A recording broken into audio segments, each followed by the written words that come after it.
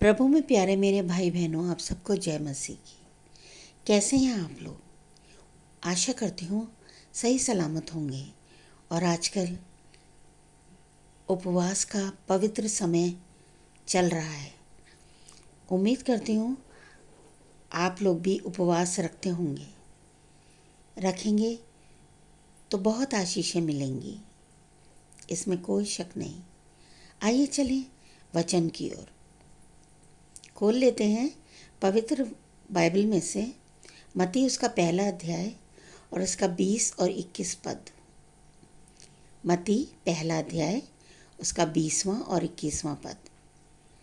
ये बात उस समय की है मित्रों कि जब हमारे उद्धारकर्ता यीशु का जन्म होने वाला था और मरियम को स्वर्गदूत ने प्रकट होकर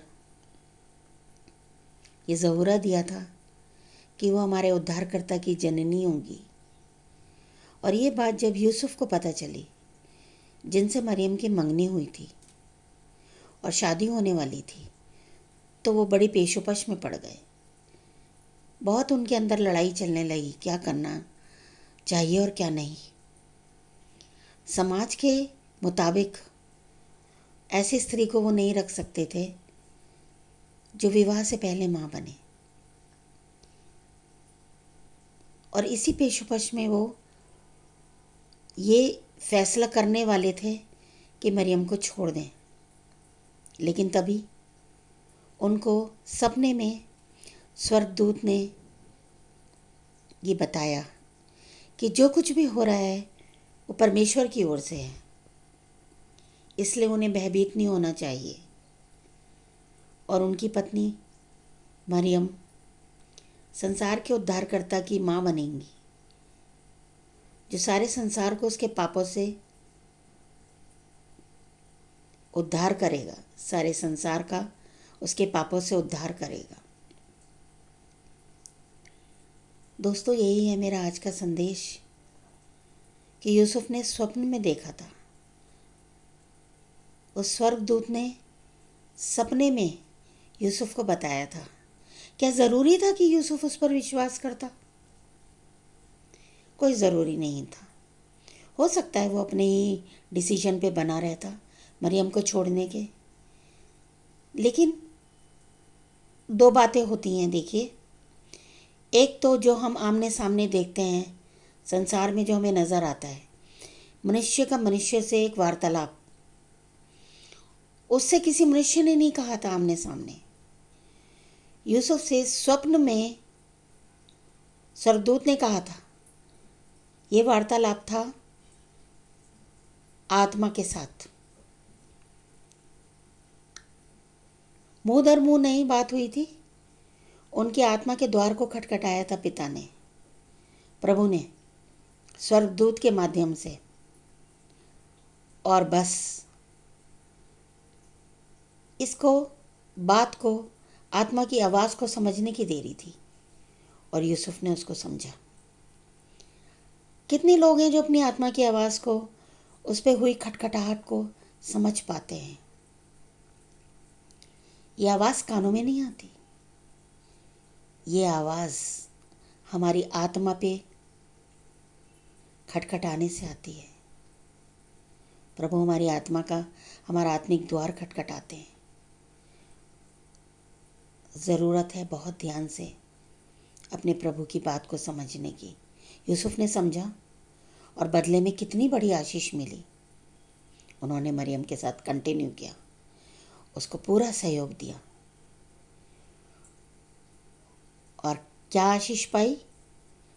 संसार के उद्धारकर्ता का सांसारिक पिता कहलाए वो। इसी तरह मरियम, आत्मा में आवाज़ आई थी। स्वर्गदूत ने उनको बोला, ज़हूरा दिया उनको और कहा। उन्होंने भी तो विश्वास किया। उन्होंने विश्वास किया।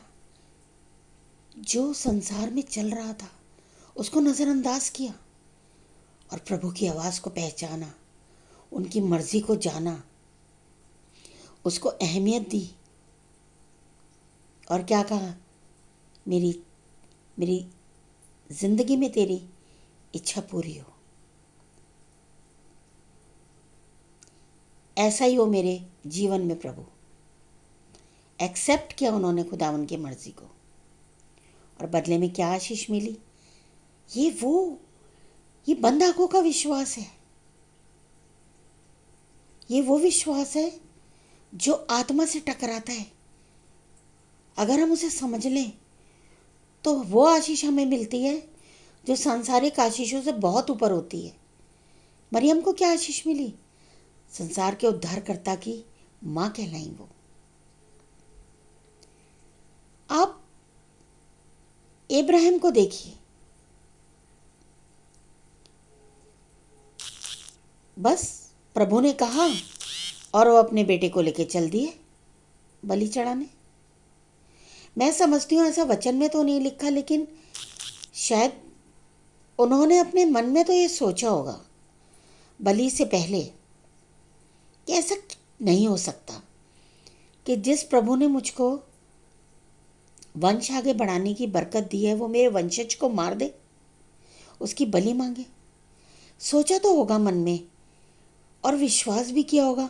वही बंद आँखों का विश्वास, वही आत्मिक विश्वास कि चाहे कुछ भी हो जाए, मेरे हाथ बढ़ रहे हैं अपने बेटे की तरफ उसे मारने के लिए, लेकिन आत्मा कह रही थी कि नहीं, प्रभु मेरे बेटे को बचाएंगे, मेरे वंश को बचाएंगे, क्योंकि इसको आगे बढ़ाने की आशीष प्रभु ने ही दी है। ये था भरोसा उनका खुदावन पर, जिसकी वैल्यू की हमारे खुदावन ने। उनके भरोसे को देखा और उनके पुत्र की बलि नहीं ली, और उनके पुत्र के संति मेढ़े की बलि ली। धन्यवाद है खुदावन जो विश्वास की खटखटाहट हमारी आत्मा पर विश्वास की दस्तक देता है, और धन्य है वो जो उस दस्तक को पहचान कर उसके अनुसार व्यवहार करते हैं और उन आशीषों को पाते हैं। मरियम की आशीष, यूसुफ की आशीष, अब्राहम की आशीष, जो संसार के दूसरे लोगों को नहीं मिलती। आइए हम और आप भी यही कोशिश करें कि हमारी आत्मा पे जो प्रभु दस्तक देते हैं उसको सुनने की और पहचानने की कोशिश करें। कानों में पड़ी आवाज़ नहीं, आत्मा पे आने वाली दस्तक को पहचानें और बहुत आयात से उसकी आशीषों को पाएं। प्रभु आप सब लोगों को बहुत आयात से आशीषित करें। आमीन। जय मसीह की।